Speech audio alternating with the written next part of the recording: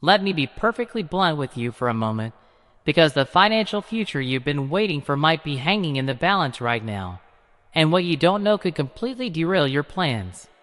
If you are holding Iraqi Dinar or have been following the whispers of a revaluation for years, you need to stop everything and listen closely, because the Central Bank of Iraq is not just hinting at change anymore.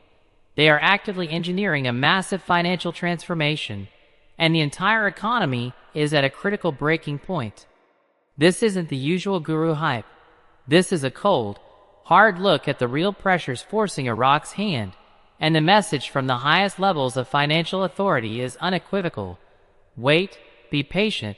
A major rollout is indeed incoming, but its form and its consequence are far more complex and perilous than a simple flip of a switch for instant wealth. The reality is that Iraq is caught in a perfect storm of economic necessities, and the central bank's project to delete 3 zeros from the currency is not merely a technical change of banknotes.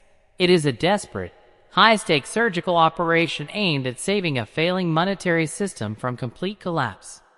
For decades, the Iraqi dinar has been crippled by astronomical inflation, a direct legacy of war, sanctions, and systemic corruption, resulting in a currency where citizens need to carry stacks of nearly worthless banknotes just to buy basic groceries. Imagine needing a small bag of cash for a loaf of bread. This logistical nightmare is what the central bank is desperately trying to solve, and the International Monetary Fund is standing over their shoulder, demanding these very reforms as a condition for continued financial support and integration into the global economy.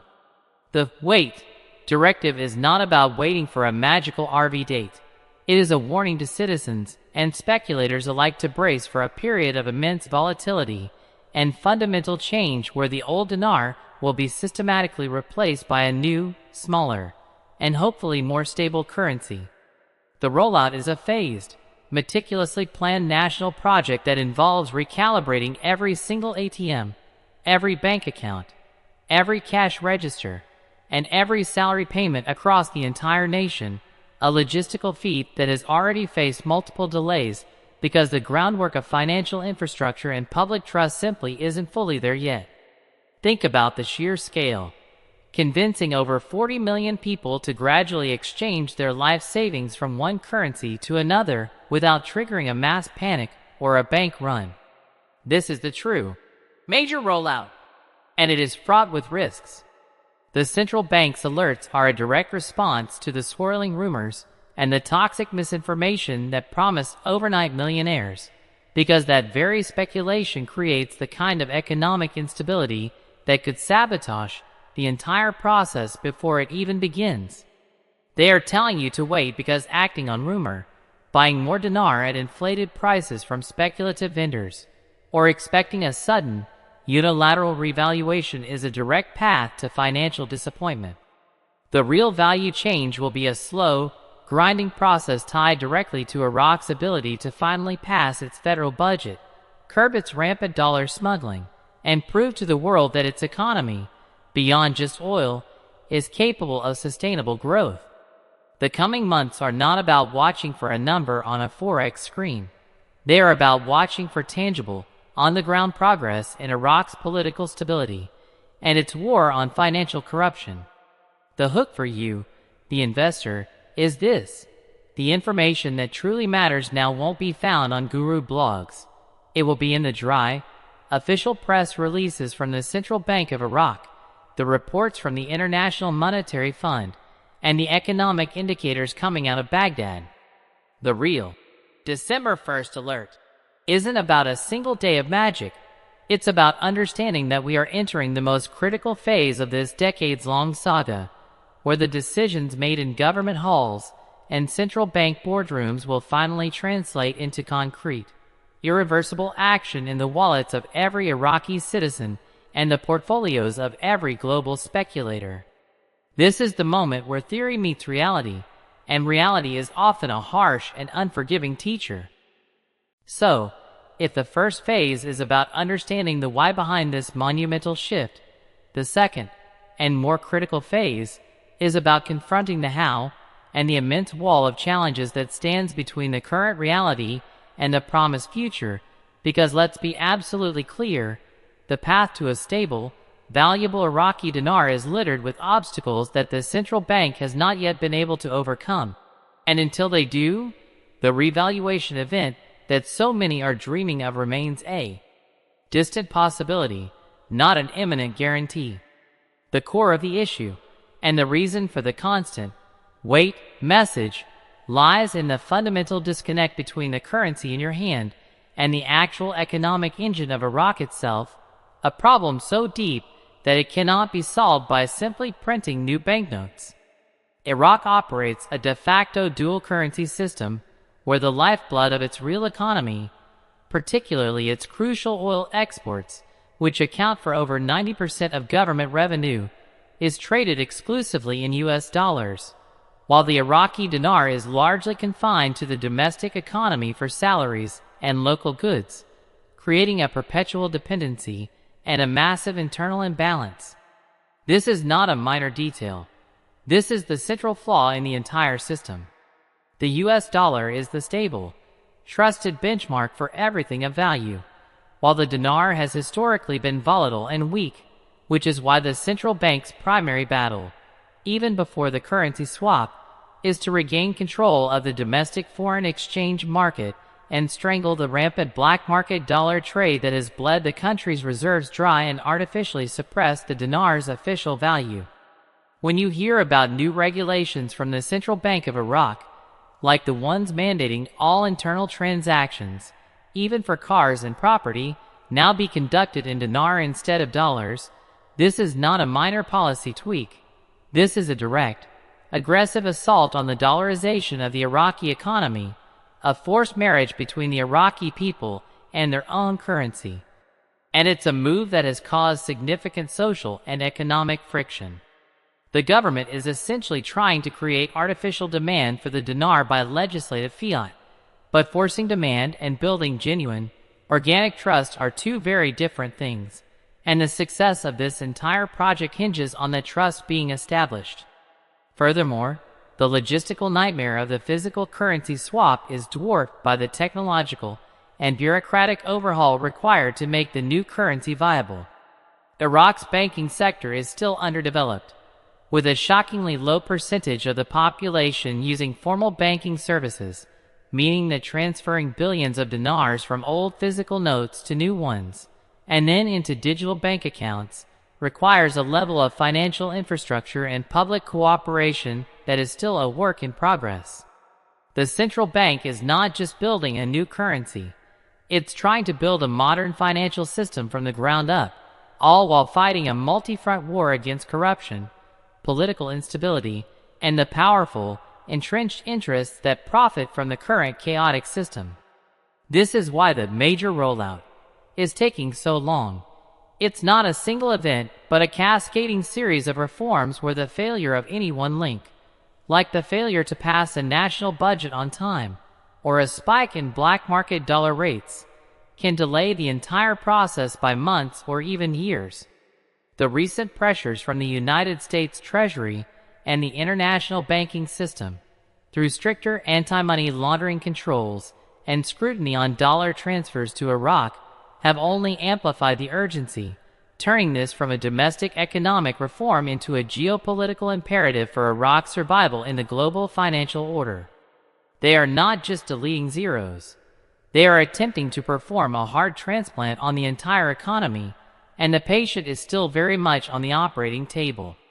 For you, the observer, this means that the key metrics to watch are no longer just the official exchange rate, but the gap between that official rate and the black market rate, the monthly reports on Iraq's foreign currency reserves, and the success or failure of the government's campaigns to collect taxes and pay salaries in dinar without causing public unrest. The real story is this painful, unglamorous, and incredibly risky transition, a high-wire act where a single misstep could lead to hyperinflation or a complete loss of faith in the new currency before it even has a chance to circulate. The alert is not for a celebration. It's a warning to watch the most critical and most fragile, economic restructuring of the 21st century. Now, with all of this laid bare, the immense pressure, the logistical nightmares, and the high-stakes battle for economic stability, we arrive at the most important question of all. What does this mean for you, right here, right now? And what are you supposed to do with this information while you're being told to simply wait? This is the moment where we move beyond the theory and into a concrete strategy. Because passive waiting is a recipe for being left behind or, worse, making a critical financial mistake based on the very rumors this entire process is trying to extinguish. The first and most crucial step you must take is a complete mental shift.